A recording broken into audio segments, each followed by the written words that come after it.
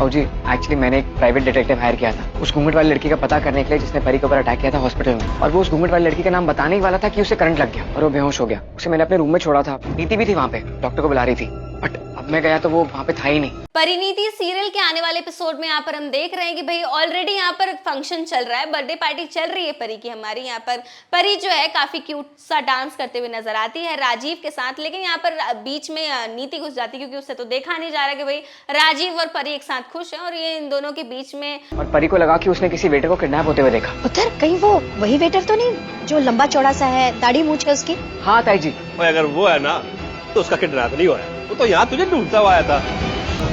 मुझे कुछ बताना है।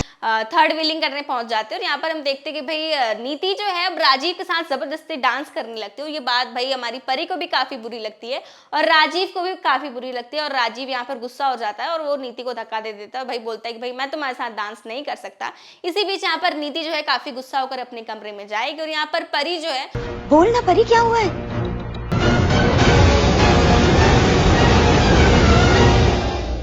वो क्या हुआ परी, बोल बता ना। वो मैंने कमरे में देखा।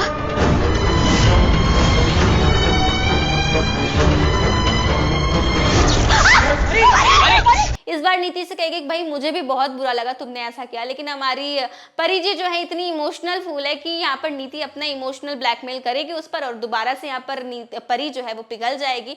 और यहाँ पर नीति कहती है कि अगर तुम्हें लगता है कि मेरे साथ गलत हुआ तो तुम्हें राजीव को बोलना पड़ेगा कि वो मेरे सामने आकर सॉरी बोले।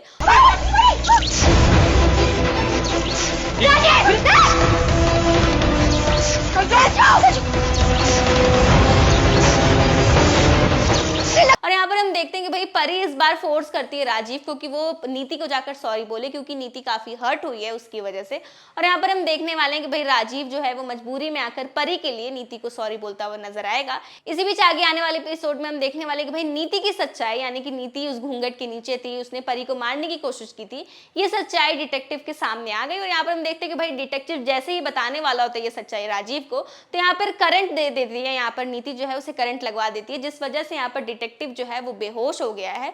और यहाँ पर हम देखते हैं कि राजीव के सामने भाई सच्चाई नहीं आ पाई। अब ये देखना काफी दिलचस्प होगा कि जब डिटेक्टिव उठेगा तो क्या ये सच्चाई राजीव के सामने और घर वालों के सामने आएगी या नहीं।